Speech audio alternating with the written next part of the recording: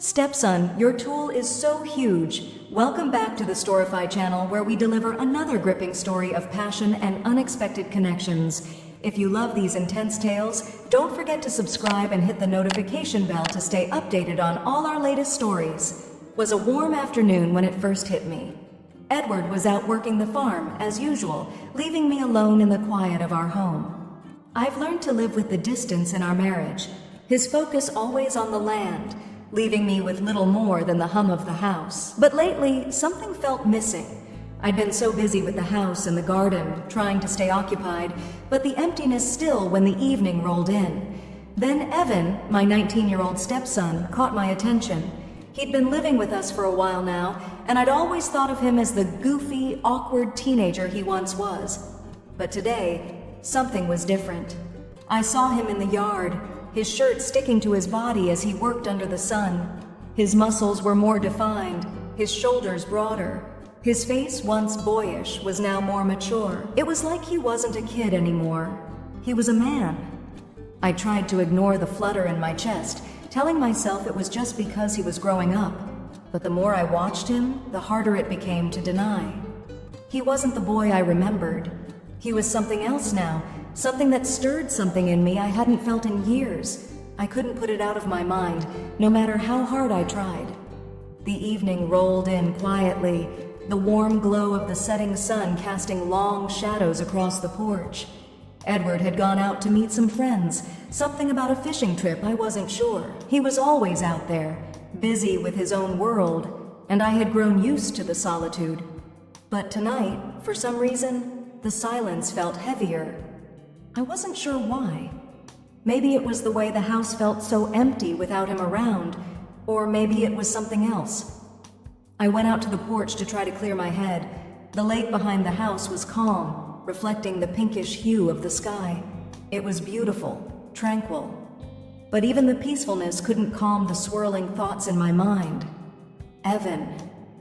That's where my mind kept going. I kept replaying moments in my head. Little things I had brushed off before, like how his muscles had started to fill out in the last year, how his shoulders were broader now, how his voice had dropped, more gravelly, more confident. But it wasn't just his appearance that had changed, it was his presence. He didn't move through the house like the shy, awkward kid I'd known. He moved like a man now, and something about that change, about him, pulled at me in a way that I wasn't ready to admit. I remembered earlier in the day when he passed through the kitchen. His eyes had caught mine for a moment longer than usual, just enough for me to feel a spark I hadn't expected. He'd smiled, a subtle smirk that made my heart race for reasons I couldn't understand. It was as if we were sharing a secret, though neither of us had said a word about it. I tried to push it all aside. I had a husband, I had a life.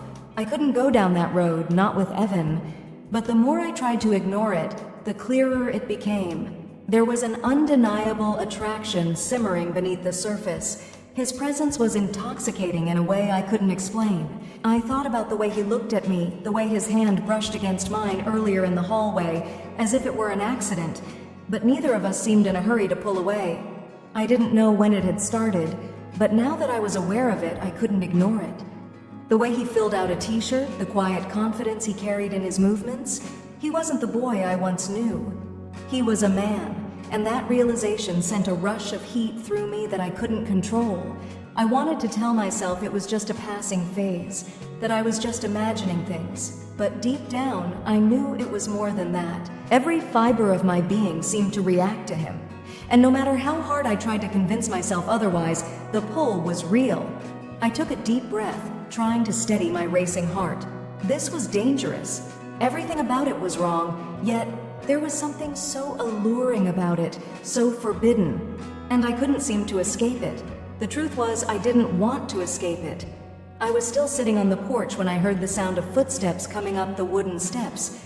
For a moment I thought it was Edward, but then I realized it was too light, too deliberate. I turned to see Evan standing there, his figure outlined by the fading light of the evening. He was wearing an old hoodie and jeans, his posture casual but somehow commanding. He stood there for a second, looking at me, like he was deciding whether or not to interrupt my solitude. "Hey, you okay?" he asked, his voice low and surprisingly warm. It was one of those questions that felt more like an invitation than concern. I couldn't help but notice how his voice sounded different, deeper, more mature. It sent a shiver down my spine. "Yeah, just thinking," I said, trying to sound casual, but my words felt hollow in the quiet air between us. Something shifted in that moment. His eyes locked onto mine, and for the briefest second, the world seemed to narrow down to just the two of us. I could see him studying me like he was trying to figure something out, but I couldn't place what it was. There was a tension in the air, thick and heavy, a kind of silence that made my pulse race. "I was gonna grab a drink," he said, taking a step closer, his gaze never leaving mine. "Want one?" His offer seemed innocent enough, but his tone was different, deliberate, like he knew something I didn't. I nodded, a little too quickly, and stood up. "Sure," I said, trying to steady myself, but I could feel my heart starting to beat a little faster. I had to remind myself it was just Evan, my stepson. But even in that brief exchange, something had changed. It wasn't just the way he looked at me, it was the way he made me feel, like I was the only person in the room. We went inside, and as we walked through the door, I noticed how his presence seemed to fill the space, almost overwhelming the house. It was strange, unsettling even. I'd always seen him as a kid, as someone I had to look after. But now, there was this shift, this undeniable pull between us. As we reached the kitchen, he brushed past me in a way that made me freeze for a moment. His arm brushed mine, just enough to send a spark through me that I quickly tried to dismiss. He didn't seem to notice, or maybe he did. His eyes met mine again, and this time there was no mistaking the glint of something else there, something unreadable, yet entirely present. He opened the fridge and grabbed 2 bottles of water, but when he handed one to me, his fingers on mine for just a moment longer than necessary. I swallowed hard, trying to keep my composure, but the longer we stood there, the harder it became to ignore the tension hanging in the air between us. "Thanks," I said, forcing a smile as I took the bottle from his hand. My voice came out softer than I intended, almost like I was trying to hide the strange, fluttering feeling in my chest.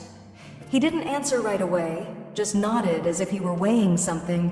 Then, almost in a whisper, he said, "You know, you don't have to keep pretending."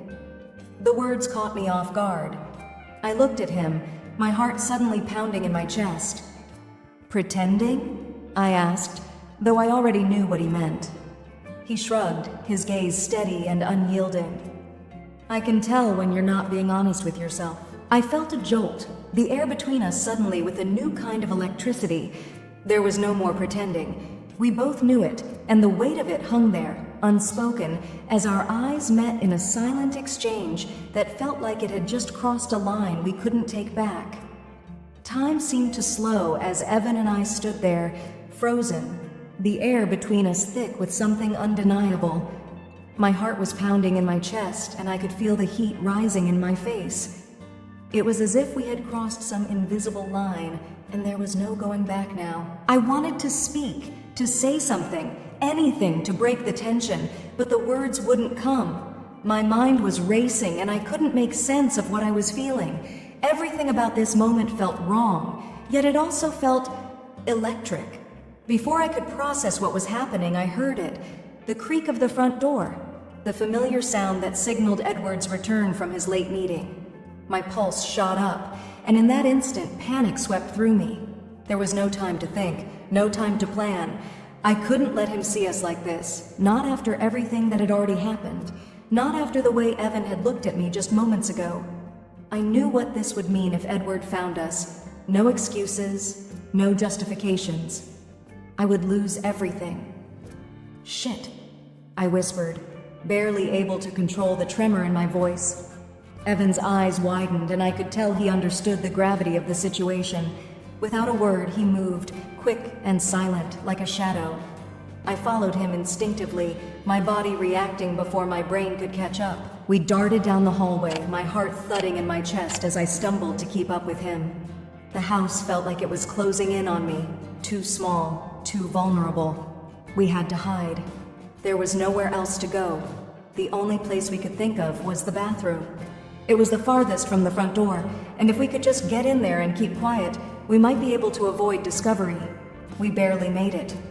As we slipped inside, I closed the door behind us, holding my breath as I heard Edward's voice. It was muffled, but I could tell he was home and moving around, probably unaware of the storm that had just passed between us. I could feel Evan standing close to me, his presence undeniable. The way our bodies were pressed together in that tiny space made my heart race. We had only seconds, but it felt like hours. I wanted to reach out, to do something, but I had no idea what. There was a strange, terrifying pull toward him, like a magnet that refused to let go, but my mind was screaming that this was wrong. Every part of me was screaming that this was dangerous, but that only seemed to make it more intoxicating. The sound of Edward's footsteps echoed through the hallway, growing closer.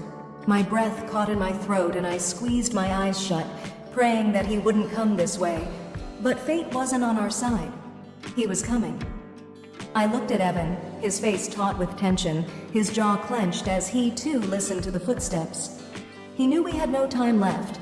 There was no room for hesitation now. The moment of truth was here. I felt the heat of Evan's body next to mine, his breath steady despite the tension, and then everything stopped. Edward's footsteps halted just outside the bathroom door. I held my breath, my whole body tensed, praying that he would keep walking, that he wouldn't turn the knob and open the door. I could hear him shift his weight, as if he were debating what to do next. My heart was in my throat, each beat louder than the last. And for a moment, I thought I might suffocate from the weight of it all. Seconds stretched into what felt like minutes. Finally, I heard him take a step away. I didn't dare exhale until I heard him moving toward the kitchen, his voice carrying as he called out for me. I sank back against the wall, my legs weak beneath me, and let out the breath I'd been holding in for what felt like forever. Evan stood motionless next to me, his eyes dark, his expression unreadable. A part of me wanted to say something, to tell him how much I hated this feeling, how much I hated the fact that we had almost been caught. But another part of me couldn't deny that I felt alive in a way I hadn't in years. Evan shifted slightly, his hand brushing against mine. The touch was barely there, but it sent a jolt of electricity through me, and I could feel the tension in the air thicken again. The silence between us was loaded, heavy with the unspoken words that neither of us was ready to admit. But the pull was undeniable, and as much as I tried to ignore it, I couldn't. When I looked up at him, I saw something in his eyes, something dangerous, something that mirrored my own confusion and desire. We didn't speak. We didn't have to.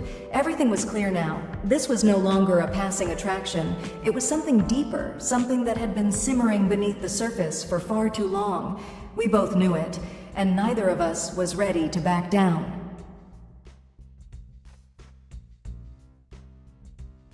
Trotting closeness.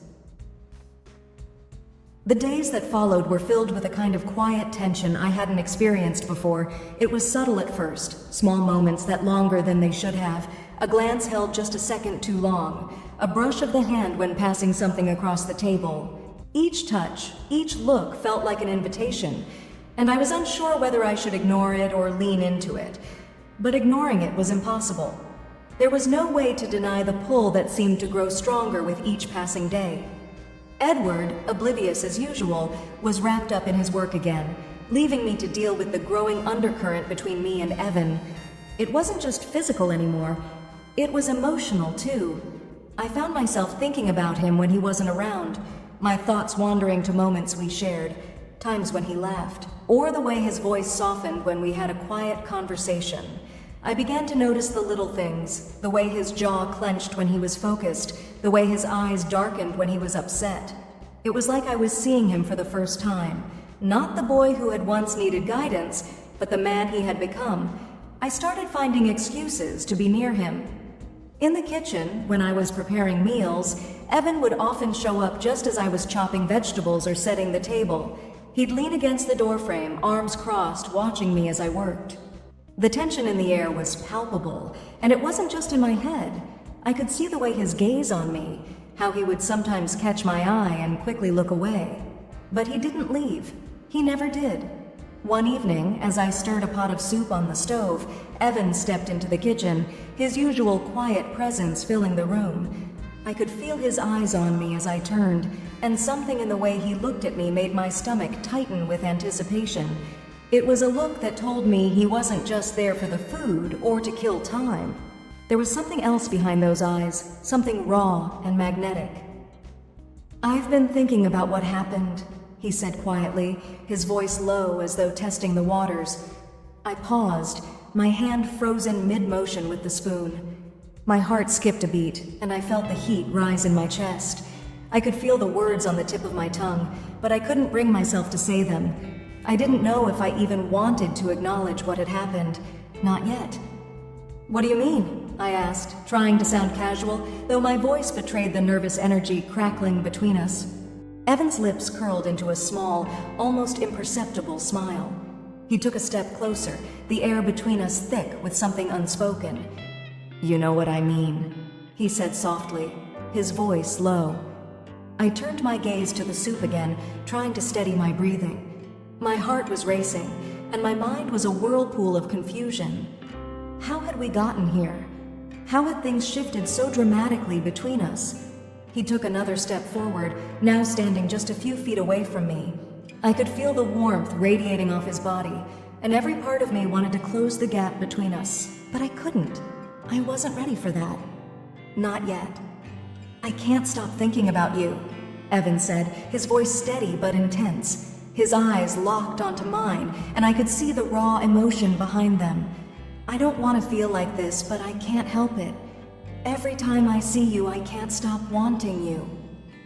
The words hit me like a punch to the gut, but there was no turning back.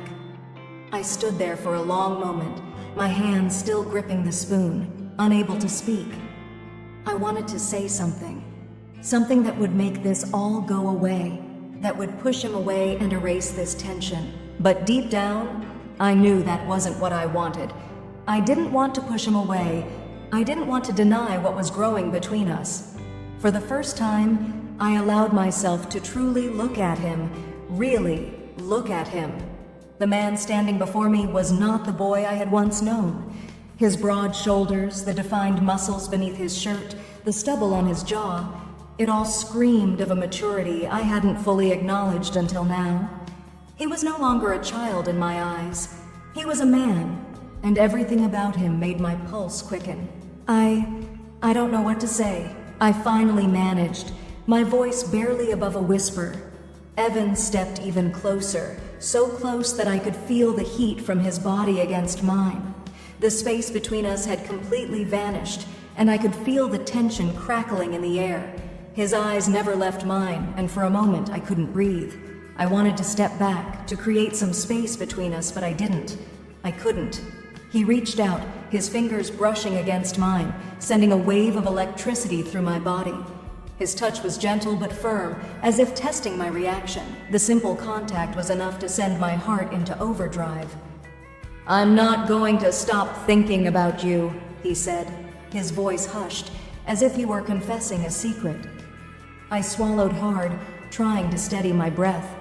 My mind screamed at me to step back, to stop this madness before it went too far, but my body was telling me something else entirely. Every fiber of my being screamed for him, but my fear, my shame, held me frozen in place. "I know," I whispered, my voice barely audible.